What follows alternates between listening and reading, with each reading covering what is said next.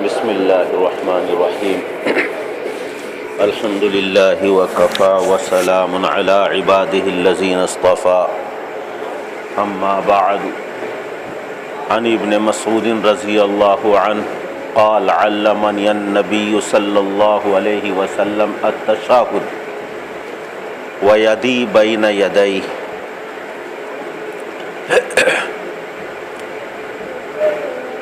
مذہب اسلام کے اندر امن ہے، آشتی کا پیغام ہے۔ اسلام کے آنے سے پہلے پوری دنیا بدامنی بدسکونی کا گہوارہ بنی ہوئی تھی، ظلم و بربریت کا دور تھا۔ کوئی بھی انسان سامنے آنے والے انسان سے خوف کھاتا تھا اور ڈرتا تھا، اسے اپنے جان اور اپنے مال پر اطمینان نہیں ہوتا تھا۔ وہ یہ سوچتا تھا کہ سامنے آنے والا انسان ہو سکتا ہے میری جان کا یا میرے مال کا دشمن ہو، تو ہر انسان خوف و ہراس کے ماحول کے اندر زندگی گزار رہا تھا اور بدامنی کا چلن تھا، بدسکونی عام تھی۔ ایسے ماحول کے اندر اللہ تبارک و تعالیٰ نے اپنے حبیب صلی اللہ علیہ وسلم کو اس دنیا کے اندر بھیجا اور آپ نے امن کا، آشتی کا پیغام پورے عالم کے اندر عام کیا۔ تو مذہب اسلام کے اندر، دین شریعت کے اندر امن ہے، آشتی کا پیغام ہے، اور اسی امن کے پیغام میں سے ایک پیغام سلام ہے کہ سلام جب ایک مسلمان دوسرے کو کرتا ہے تو اس کے اندر سلامتی کی دعا دیتا ہے، امن و عافیت کی دعا دیتا ہے، اور اگر کوئی خوف اور ڈر ہو تو اس خوف اور ڈر کو بھی اس کے دل سے نکال دیا کرتا ہے، کہتا ہے السلام علیکم، تیرے اوپر سلامتی ہو، تو میری طرف سے ہر اعتبار سے اطمینان سے ہے، امن و امان کے اندر ہے، میں کسی بھی اعتبار سے تجھے کوئی اذیت، کوئی تکلیف نہیں پہنچاؤں گا، میری طرف سے تیری جان محفوظ، تیری آبرو اور عزت محفوظ، تیرا مال محفوظ۔ تو یہ سلام اس کے اندر گوئے امن ہے، سامنے والے کو امن کا پیغام دینا ہے، اور اسی کے ساتھ ساتھ جس سے جتنا جیسا تعلق ہوتا ہے ویسے ہی اس کے ساتھ ملاقات ہوتی ہے۔ اگر عام آدمی ہے تو السلام علیکم پر اکتفا کر لیا جاتا ہے، اور ذرا تعلقات بڑے ہوئے ہیں تو سلام کے ساتھ ساتھ مصافحہ بھی کیا جاتا ہے۔ اور یہ حضور اکرم صلی اللہ علیہ وسلم کے زمانے سے عمل برابر چلا آ رہا تھا کہ سلام کرتے اور سلام کے بعد مصافحہ کرتے، اور رسول اللہ صلی اللہ علیہ وسلم نے بھی اپنے صحابہ کرام سے مصافحہ بھی کیا، معانقہ بھی کیا، اور آپ نے مصافحے کے فضائل بھی ارشاد فرمائے کہ سلام کی تکمیل مصافحے سے ہوتی ہے، اور جب مصافحہ کرتا ہے ایک مسلمان دوسرے مسلمان سے اور ہاتھوں کو حرکت دیتے ہیں تو دونوں کے گناہ جھڑ جاتے ہیں۔ تو حضور اکرم صلی اللہ علیہ وسلم نے مصافحے کے فضائل بھی ارشاد فرمائے ہیں۔ سلام کی تکمیل مصافحے سے ہوتی ہے، اور ایک زمانے سے حضور اکرم صلی اللہ علیہ وسلم کے مبارک عہد سے، مبارک دور سے سلام اور دونوں ہاتھوں سے مصافحے کا رواج اور مصافحے کی سنت پر عمل ہوتا چلا آ رہا تھا۔ لیکن جب سے ہندوستان کے اندر انگریز کے منحوس قدم آئے اور متحدہ ہندوستان کے اوپر برطانوی سامراج مسلط ہوا، تو پھر اس زمانے سے اس مصافحے کے اندر بھی اختلاف پیدا ہو گیا۔ دونوں ہاتھوں سے مصافحے کو بدعت قرار دیا جانے لگا، دونوں ہاتھوں سے مصافحے کو گمراہی کا ذریعہ اور سبب قرار دیا جانے لگا، حالانکہ حضور اکرم صلی اللہ علیہ وسلم کے زمانے سے انگریزوں کے آنے سے پہلے تک اس ہندوستان کے اندر علماء، صلحاء، محدثین، مفتیان کرام، قاضی اور مدرسین، معلمین تمام کے تمام دو ہاتھوں سے مصافحہ کیا کرتے تھے، اور مضبوط دلائل ہیں اس کے احادیث شریفہ کے اندر۔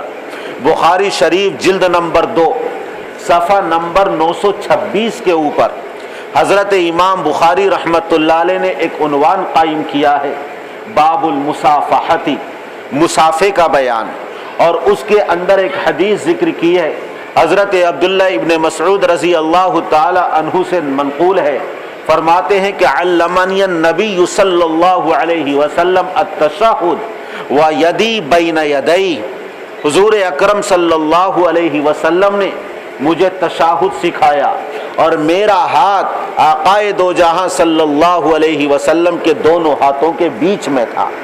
آپ نے دونوں ہاتھوں میں حضرت عبداللہ ابن مسعود کا ہاتھ پکڑا تو آپ نے گویا کہ دونوں ہاتھوں سے مصافحہ کیا۔ اب ظاہر ہے جب حضور اکرم صلی اللہ علیہ وسلم نے دونوں ہاتھوں سے مصافحہ کیا اور ایک ہاتھ عبداللہ ابن مسعود کا حضور کے دونوں ہاتھوں کے بیچ میں آ گیا، تو عبداللہ ابن مسعود تو ایسی کبھی بے ادبی نہیں کریں گے کہ آقا تو دو ہاتھوں سے مصافحہ کریں اور عبداللہ ابن مسعود صحابی رسول ایک ہاتھ سے مصافحہ کریں، جو آپ کے ایک ایک ادا پر، ایک ایک طریقے پر اور ایک ایک سنت کے اوپر سب کچھ قربان کرنے کے لیے تیار تھے۔ تو جب انہوں نے حضور کی یہ ادا دیکھی ہوگی کہ آپ نے ایک ہاتھ سے مصافحہ کیا ہے، تو کیا عبداللہ ابن مسعود نے ایک ہاتھ سے مصافحہ کیا ہوگا؟ کبھی نہیں۔ حضرت عبداللہ ابن مسعود نے بھی دونوں ہاتھوں سے یقیناً مصافحہ کیا ہوگا۔ تو حضور اکرم صلی اللہ علیہ وسلم نے دونوں ہاتھوں سے عبداللہ ابن مسعود سے مصافحہ کیا اور ان کو تشہد سکھایا۔ یہ بخاری شریف کے اندر روایت موجود ہے، مسلم شریف جلد نمبر 1 صفحہ نمبر 173 پر یہ حدیث موجود ہے، اور نسائی شریف جلد نمبر 1 صفحہ نمبر 175 پر یہ حدیث موجود ہے۔ تو 3 حدیث کی کتابوں کے اندر یہ حدیث موجود ہے جس کے اندر حضور اکرم صلی اللہ علیہ وسلم نے دونوں ہاتھوں سے مصافحہ کیا۔ اس کے بعد امام بخاری نے ایک باب اور قائم کیا، باب الاخذ بالیدین، دونوں ہاتھوں سے پکڑنے کا بیان، اور اس کے اندر 2 امام المحدثین اپنے وقت کے حدیث کے امام حضرت حماد ابن زید اور حضرت عبداللہ ابن المبارک رحمہم اللہ کا عمل اس کے اندر ذکر کیا ہے، اور اس کے بعد عبداللہ ابن مسعود رضی اللہ عنہ کی یہی حدیث پوری سند کے ساتھ بیان کی ہے، جس کے اندر حضور اکرم صلی اللہ علیہ وسلم نے عبداللہ ابن مسعود سے دونوں ہاتھوں سے مصافحہ کیا ہے۔ ثابت ہوا ان حدیث کی تینوں کتابوں سے، بخاری شریف جلد نمبر 2 صفحہ نمبر 926، مسلم شریف جلد نمبر 1 صفحہ نمبر 173، نسائی شریف جلد نمبر 1 صفحہ نمبر 175 پر۔ تو باب المصافحہ بھی باب قائم کیا اور باب الاخذ بالیدین، دونوں کے اندر 2 ہاتھوں سے مصافحہ کرنے کی حدیثوں کو ذکر کیا ہے۔ امام بخاری رحمۃ اللہ علیہ نے اپنی ایک کتاب جو تاریخ کی انہوں نے مرتب کی ہے، اس کے اندر خود امام بخاری رحمۃ اللہ علیہ نے لکھا ہے کہ رأیت حماد ابن زید جاءہ ابن المبارک بمکہ فصافح بکلتا یدیہ، کہ میں نے حضرت حماد ابن زید کو دیکھا، ان کی خدمت میں عبداللہ ابن المبارک رحمت اللہ علیہ آئے، اور مکے کے اندر کا یہ واقعہ ہے، حضرت حماد ابن زید نے عبداللہ ابن المبارک رحمت اللہ علیہ سے دونوں ہاتھوں سے مصافحہ کیا ہے۔ یہ اتنے بڑے امام ہیں کہ ان کو امام المحدثین کہا جاتا ہے۔ بعض حضرات تو یہ فرماتے ہیں حدیث کے 4 ہی امام گزرے ہیں، ایک امام مالک، ایک سفیان ثوری، اور ایک حماد ابن زید، اور چوتھے عبداللہ ابن المبارک۔ اس زمانے کے علماء اور اس زمانے کے مائے ناز محدثین جن کو امام المحدثین کہتے ہو، وہ حدیث کے امام دونوں ہاتھوں سے مصافحہ کرتے ہیں، اس لیے کہ آقا دو جہاں صلی اللہ علیہ وسلم کا عمل دونوں ہاتھوں سے مصافحہ کرنے کا ہے۔ حضرت عائشہ صدیقہ رضی اللہ تعالی عنہا بیان فرماتی ہیں کہ ایک عورت آقا دو جہاں صلی اللہ علیہ وسلم کی خدمت اقدس میں حاضر ہوئی بیعت کرنے کے لیے، مشرف با اسلام ہوئی، کفر اور شرک سے تائب ہو کر اسلام قبول کرنے کے لیے جب آئی تو اس نے کلمہ شہادت پڑھا۔ آقا دو جہاں صلی اللہ علیہ وسلم نے فرمایا قد بایعتکی، میں نے تمہیں بیعت کر لیا۔ آپ نے زبانی طور پر فرما دیا میں نے تمہیں بیعت کر لیا، تمہارا ایمان اور اسلام قبول ہے۔ اس بارے میں علامہ قسطلانی رحمت اللہ علیہ نے بخاری شریف کی ایک شرح لکھی ہے جس کا نام ہے ارشاد الساری، اور اسی طرح علامہ بدر الدین عینی نے ایک کتاب لکھی ہے بخاری شریف کی شرح جس کا نام ہے عمدۃ القاری۔ ان دونوں شارحین بخاری نے حضرت عائشہ صدیقہ رضی اللہ تعالی عنہا کے اس قول اور اس ارشاد کا مطلب بیان کیا کہ جب حضور نے یہ فرمایا قد بایعتک کی میں نے تم سے بیعت کر لیا، تو فرماتے ہیں اس کی شرح میں اے لا بالید، حضور اکرم صلی اللہ علیہ وسلم نے جو بیعت کیا تھا وہ ہاتھوں سے نہیں کیا، صرف زبان سے کیا تھا عورت سے. اے لا بالید کما یصافح الرجال بکلتا یدئی، آپ نے زبان سے اس عورت سے کہا جس طرح مردوں سے دونوں ہاتھوں سے مصافحہ کرتے تھے، اس طرح عورت سے آپ نے اپنے عمل کے ذریعے بیعت نہیں کیا بلکہ زبانی طور پر کیا. تو اس کی شرح کے اندر بھی دونوں شارحین حدیث کیا فرماتے ہیں کہ حضور اکرم صلی اللہ علیہ وسلم جو آدمیوں سے جب بیعت کرتے تھے تو دونوں ہاتھوں سے مصافحہ کرتے تھے. شاہ ولی اللہ محدث دہلوی رحمت اللہ علیہ کو کون نہ جانتا ہوگا، جنہوں نے اس ہندوستان کے اندر سب سے پہلے علم حدیث کا چرچا کیا ہے اور علم حدیث کی نورانی شعاعوں سے متحدہ ہندوستان کو اور بر صغیر کو منور کیا ہے. شاہ ولی اللہ رحمت اللہ علیہ کی بات کو سند کا درجہ دیا جاتا ہے. اللہ تبارک و تعالی نے ان کے قلب پر علوم و معارف کا فیضان فرمایا، علوم و معارف کی بارش فرمائی. ان کے کشف تک کو علماء نے حجت مانا ہے، کیونکہ جس طرح انسان عالم بیداری کے اندر دیکھتا ہے، اللہ تبارک و تعالی اپنے اس نیک بندے کو عالم خواب کے اندر وہ چیزیں دکھا دیا کرتا تھا. حضرت شاہ ولی اللہ محدث دہلوی رحمت اللہ علیہ کی کتاب در الثمین، اس کے اندر وہ خود فرماتے ہیں کہ حضور اکرم صلی اللہ علیہ وسلم نے فاخذ صلی اللہ علیہ وسلم یدی، حضور اکرم صلی اللہ علیہ وسلم نے میرے ہاتھ کو پکڑا اور دونوں ہاتھوں سے مجھ سے خواب میں مصافحہ کیا ہے. اب ظاہر ہے حضور اکرم صلی اللہ علیہ وسلم جس کے خواب میں آ جائیں تو اس نے آقا ہی کو دیکھا. آپ نے فرمایا من رآنی فی المنام فقد رآنی فإن الشیطان لا یتمثل بی، جس نے مجھے خواب میں دیکھا اس نے مجھے ہی دیکھا. شیطان کو اللہ نے یہ قدرت نہیں دی ہے کہ آقا دو جہاں صلی اللہ علیہ وسلم کی صورت اختیار کر سکے. وہ تو ظلمت محض ہے اور وہ شر محض ہے، اور میرے آقا حضرت محمد الرسول اللہ صلی اللہ علیہ وسلم ہادی محض ہیں. آپ کو ہادی اور رہبر بنا کر بھیجا، آپ کے اندر خیر ہی خیر ہے. شیطان کو اللہ تبارک و تعالی نے یہ قدرت نہیں دی کہ آقا دو جہاں صلی اللہ علیہ وسلم کی صورت میں کسی کے خواب میں آ سکے. لہٰذا جب آپ حضرت شاہ ولی اللہ کے خواب میں آئے تو آپ ہی آئے اور دونوں ہاتھوں سے مصافحہ کیا. حضرت شاہ ولی اللہ رحمت اللہ علیہ اپنے والد صاحب کے بارے میں بھی بتاتے ہیں، جو القول الجمیل کے اندر ان کے خواب کو بیان کیا ہے کہ شاہ ولی اللہ کے والد شاہ عبد الرحیم رحمت اللہ علیہ کے خواب میں حضور اکرم صلی اللہ علیہ وسلم تشریف لائے اور ان کے والد سے یعنی شاہ عبد الرحیم رحمت اللہ علیہ سے بھی حضور اکرم صلی اللہ علیہ وسلم نے دونوں ہاتھوں سے مصافحہ کیا ہے. تو بخاری کی حدیث سے، مسلم شریف کی حدیث سے، نسائی شریف کی حدیث سے اور اسی طرح حضرت عائشہ کے بیان سے اور بخاری کے شارحین کی شرح کے مطابق، حضرت شاہ ولی اللہ کے خواب کے مطابق، حضرت شاہ عبد الرحیم کے خواب کے مطابق یہ ثابت ہو جاتا ہے کہ حضور مصافحہ دونوں ہاتھوں سے کرنا سنت ہے. حضور اکرم صلی اللہ علیہ وسلم کے زمانے سے یہی طریقہ چلا آ رہا ہے. آپ نے دونوں ہاتھوں سے مصافحہ کیا، صحابہ نے اس عمل کو دیکھا، اس پر عمل کیا، دونوں ہاتھوں سے مصافحہ کیا، اور اس کے بعد محدثین نے اس پر عمل کیا.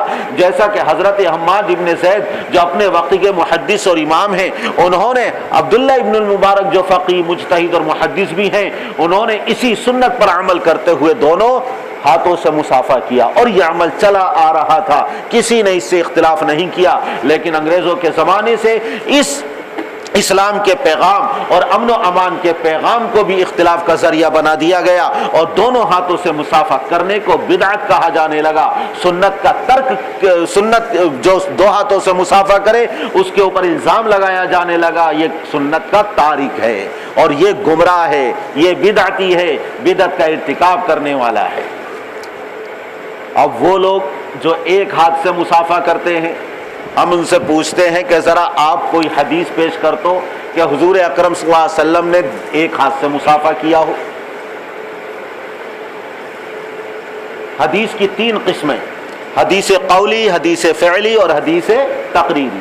حضور اکرم صلی اللہ علیہ وسلم نے اپنی مبارک زبان سے کچھ ارشاد فرما دیا، اسے کہتے ہیں قولی حدیث.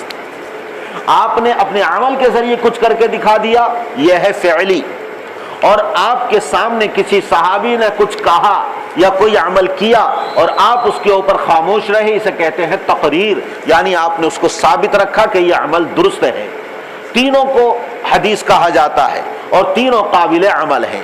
لہٰذا ہمارا یہ مطالبہ ہے کہ اگر کہیں حدیث شریف کے اندر ایک ہاتھ سے مصافحہ کرنے کا ذکر ہے تو کم سے کم وہ حدیث پیش کر دو.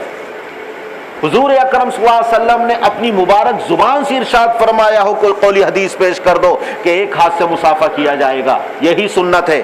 جیسے آپ نے فرمایا دائیں ہاتھ سے کھاؤ، یہ آپ نے صراحت کے ساتھ فرما دیا، لہذا بائیں ہاتھ سے کھانا خلاف سنت ہے.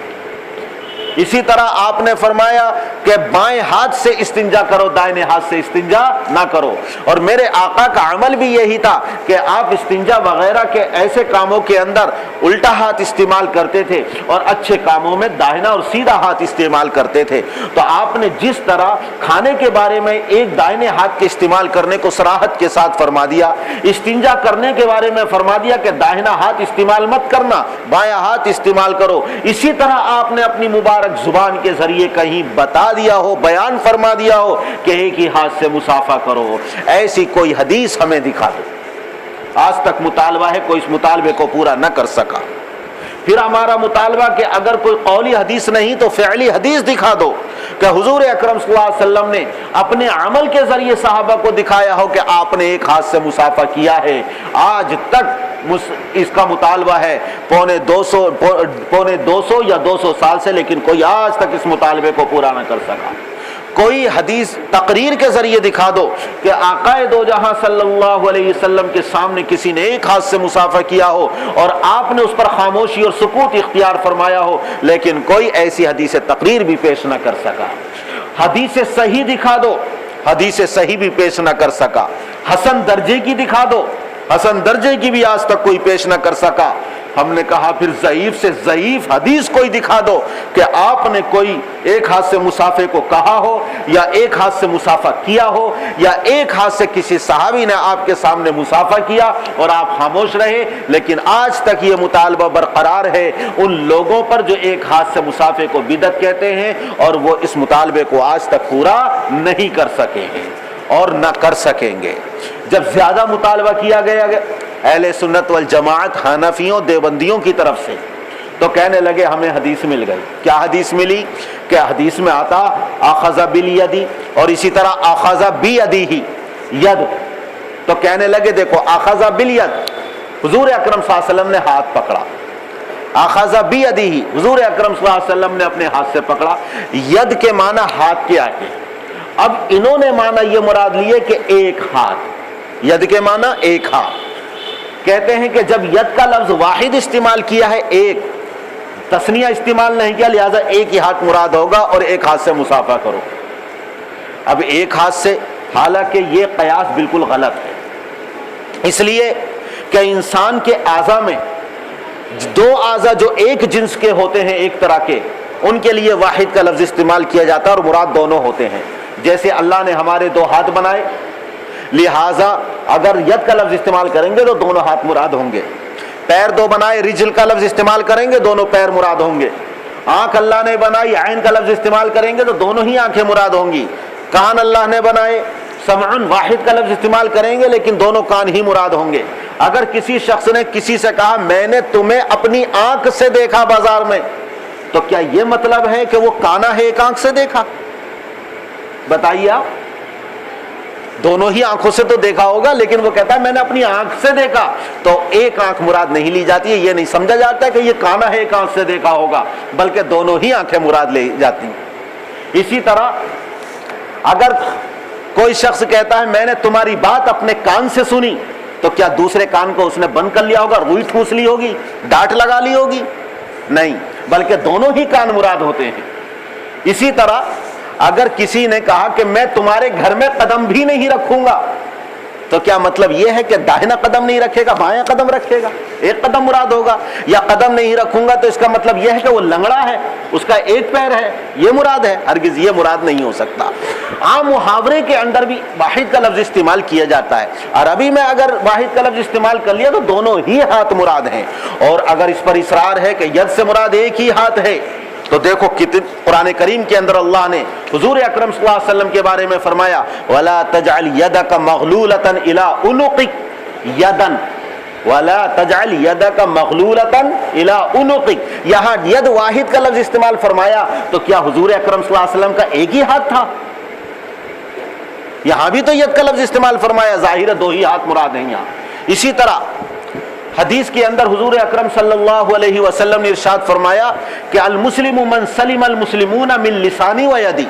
کامل مسلمان وہ ہے جس کی زبان سے اور جس کے ہاتھ سے تمام مسلمان محفوظ رہے, تکلیف نہ پہنچائے.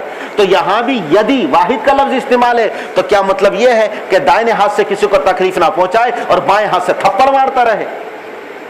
یہ مراد ہوگا؟ بلکہ دونوں ہاتھ مراد ہیں. اگرچہ ید کا لفظ واحد استعمال کیا, مراد دونوں ہاتھ ہیں کہ کسی بھی ہاتھ سے, نہ اس ہاتھ سے نہ اس ہاتھ سے کسی کو تکلیف پہنچائے. رسول اللہ صلی اللہ علیہ وسلم نے فرمایا من رأى منکم مغیرا من رأى منکم منکرا فلیغیرہ بیدی. تم میں سے اگر کوئی خلاف شرع کام دیکھے, اگر طاقت ہو تو اپنے ہاتھ سے روک دے. تو کیا مطلب یہ ہوگا دائیں ہاتھ سے روکے بائیں ہاتھ سے نہ روکے؟ بلکہ یہاں دونوں ہاتھ مراد ہوں گے کہ دونوں ہاتھوں سے روک سکتا ہے اگر روکنے کی طاقت ہے اور ماتحت لوگ خلاف شرع کام کر رہے ہیں. تو قرآن کریم کی آیت میں ید کا لفظ استعمال کیا لیکن دونوں ہاتھ مراد ہیں.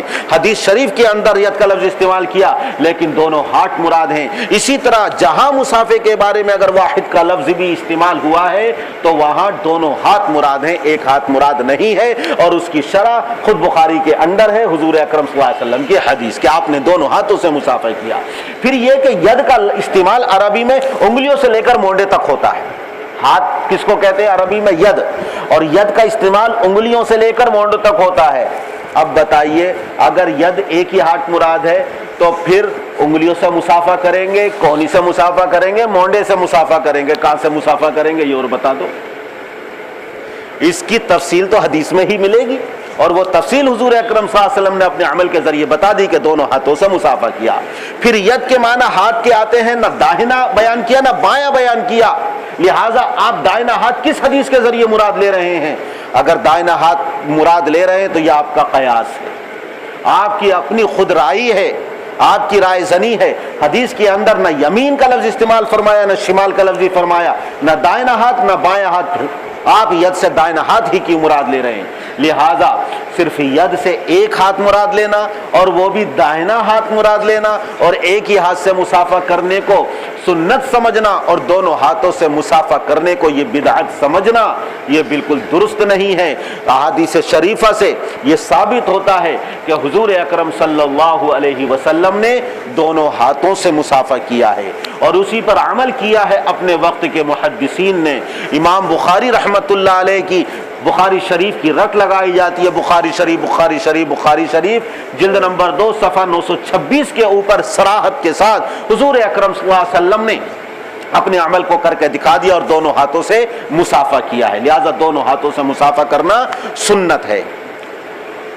دیکھیے حضور اکرم صلی اللہ علیہ وسلم کے بارے میں احادیث متواترہ سے یہ ثابت ہے کہ آپ نے ایک کپڑے میں بھی نماز پڑھی ہے لیکن 3 کپڑوں میں پڑھنا سنت ہے.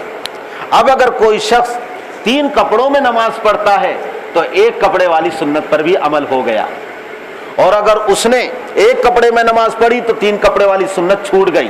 اگر ہم بالفرض مان لیں, بالفرض والمحال, اول تو ثابت نہیں ہے لیکن اگر ہم مان لیں ایک ہی ہاتھ مراد ہے تو اللہ کے بندو اگر ہم دونوں ہاتھوں سے مسافہ کر لیں گے تو ایک ہاتھ والی حدیث تو خود بخود اس کے اندر آ گئی اور دونوں ہاتھ سے مسافہ کرنے والی حدیث پر بھی ہمارا عمل ہو گیا, وہ حدیث بھی ہم سے نہیں چھوٹی.